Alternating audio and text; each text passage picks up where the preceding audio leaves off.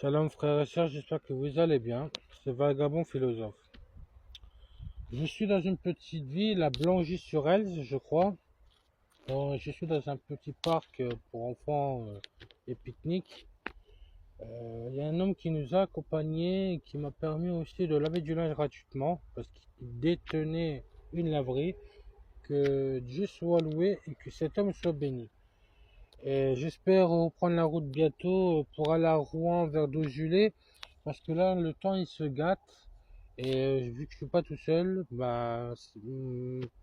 cet ami, il a mal, donc je suis obligé de rester sur place. Donc, malheureusement, on fait du sur place. Et voilà, bon, je voulais vous faire une petite vidéo sur l'évangile de Luc. C'est pour vous, chères femmes ou chers hommes. Vous qui avez besoin d'un enfant, vous qui cherchez d'avoir un enfant, etc. Mais en tout cas, Dieu peut vous répondre, et comme il l'a fait avec Élisabeth, Zacharie, etc. Donc, chapitre 1. Plusieurs ont entrepris de composer un récit des événements qui se sont accomplis parmi nous.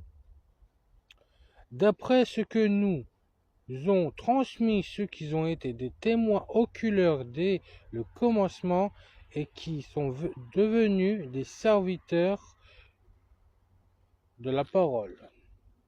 Il m'a donc paru bon, à moi aussi, qui me suis soigneusement informé sur toutes ces choses dès l'origine, de te les exposer par écrit d'une manière suivie.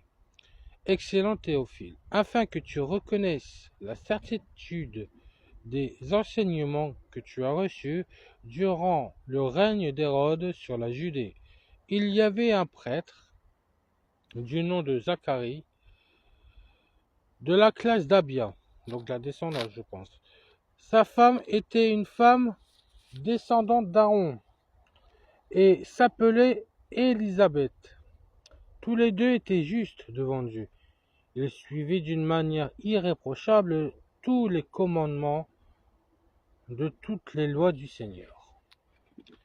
Il n'y avait pas d'enfant parce qu'Élisabeth était stérile, et ils étaient l'un et l'autre d'un âge avancé. Or, pendant que Zacharie remplissait sa fonction de prêtre devant Dieu, c'était le tour de sa classe. Il fut désigné par le sort d'après la règle en vigueur pour les prêtres pour entrer dans le temple du Seigneur et y brûler le parfum. Toute la multitude du peuple était dehors en prière. À l'heure de l'offrande du parfum, alors un ange du Seigneur apparut à Zacharie. Il se tint debout à droite de l'autel des parfums. Zacharie fut troublé en le voyant et la peur s'empara de lui. Mais l'ange lui dit, n'aie pas peur Zacharie, car ta prière a été exaucée. Ta femme Élisabeth te donnera un fils et tu l'appelleras Jean. C'est lui qui fera aussi, qui préparera le chemin de Jésus. Mais ouais, alors il sera pour toi un sujet de joie et d'allégresse, et beaucoup se réjouiront de sa naissance, car il sera grand devant le Seigneur. Il ne boira ni vin ni boisson alcoolisée, et il sera rempli de l'Esprit Saint dès le ventre de sa mère. Il ramènera beaucoup d'Israélites au Seigneur leur Dieu. Il marchera devant Dieu avec l'esprit et la puissance d'Élie, pour ramener le cœur des pères vers leurs enfants, et les rebelles à la sagesse, des justes afin de préparer pour le Seigneur un peuple bien disposé. Zacharie dit à l'ange, à quoi reconnaîtrai-je cela? En effet, je suis vieux et ma femme est d'un âge avancé. Et l'ange lui répondit, je suis Gabriel, je me tiens devant Dieu, j'ai été envoyé pour te parler et pour t'annoncer cette bonne nouvelle. Voici, tu seras muet, parce qu'il n'a pas cru. Et tu ne pourras plus parler jusqu'au jour où cela arrivera, parce que tu n'as pas cru à mes paroles et qui s'accompliront au moment voulu. Cependant, Le peuple attendait Zacharie et s'étonnait qu'il s'attarde si longtemps dans le temple. Quand il sortit, il ne pouvait pas leur parler et il comprit qu'il avait eu une vision dans le temple. Exprimé par signe, il restera muet. Lorsque ses jours de service fut terminé, il rentra chez lui.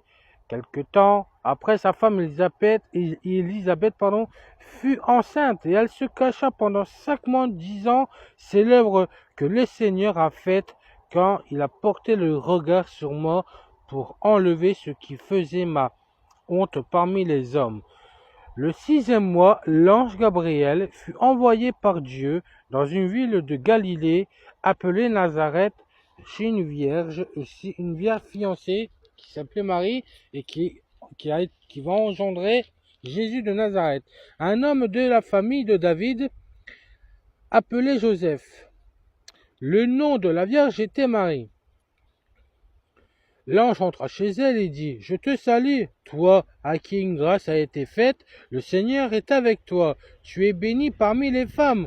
Troublée par cette parole, Marie se demandait ce que pouvait signifier une telle salutation. L'ange lui dit: n'aie pas peur, Marie, car tu as trouvé grâce auprès de Dieu. Voici que tu seras enceinte, tu mettras au monde un fils et tu lui donneras le nom de Jésus. Il sera grand et sera appelé Fils du Très-Haut. Et le Seigneur Dieu lui donnera le trône de David, son ancêtre. Il régnera sur la famille de Jacob éternellement. Son règne n'aura pas de fin. Ça veut dire qu'il est Dieu quand même, vu qu'il s'est fait homme, mais l'homme Dieu on l'appelle aujourd'hui. Il est pleinement homme et pleinement Dieu. Il régnera sur la famille de Jacob éternellement. Son règne n'aura point de fin. Écoutez-moi bien. Marie dit à l'ange: comment cela se fera-t-il puisque je n'ai pas de relation avec un homme? L'ange lui répondit: le Saint-Esprit viendra sur toi et la puissance du Très-Haut te recouvrira de son ombre. C'est pourquoi le Saint-Enfant qui naîtra sera appelé Fils de Dieu. Voici qu'Élisabeth, ta parente, est elle aussi devenue enceinte d'un fils dans sa vieillesse. Celle que l'on appelait la stérile, je dis bien dans la stérile parce que c'est ce qui est marqué, est dans son 6e mois. En fait, rien n'est impossible à Dieu. Je pourrais continuer encore, mais j'ai envie de vous dire. Bon, je vais quand même continuer pour vous. Marie dit: je suis la servante du Seigneur, que ta parole s'accomplisse pour moi. Et l'ange la quitta. À la même époque, Marie s'empressa de se rendre dans une ville de la région montagneuse de Juda, et elle rentra dans la maison de Zacharie et salua Élisabeth. Donc c'est pour vous dire, hommes et femmes. Vous désirez un enfant, mais si votre femme est stérile ou que l'homme est stérile, sachez que rien n'est impossible à Dieu. Dieu peut vous rendre féconde. Vous pouvez devenir des parents heureux, comblés par la grâce du Seigneur et par sa miséricorde, par sa volonté. Croyez en la parole du Seigneur Jésus. Jésus est notre Sauveur et Seigneur. Si vraiment vous voulez un enfant, regardez, il n'y a pas que à Élisabeth qui s'est passé des choses là. Bien avant, il s'est passé des miracles aussi. C'est pas parce que Dieu n'était pas sur terre qu'il n'y a pas eu de miracle. Il y aura toujours des miracles avec Seigneur Jésus. Donc voilà, frères et sœurs, je voulais vous faire partager ça. Soyez bénis et n'oubliez pas que la grâce du Seigneur est avec vous. Jésus vous aime, il vous bénit et surtout, Seigneur, croyez en lui. Regardez le miracle qu'il a fait. Il a rendu une femme féconde et elle a eu un enfant qui s'appelle Jean, et Jean qui lui-même s'appelait Jean-Baptiste, et que il a préparé le chemin. C'est là où il baptisait au Jourdain les gens qui voulaient se faire baptiser, pour que même Jésus s'est fait baptiser par Jean. Vous voyez, Jean a préparé le chemin. Donc, chers amis, frères et sœurs, soyez bénis et bonne journée à vous. Ciao.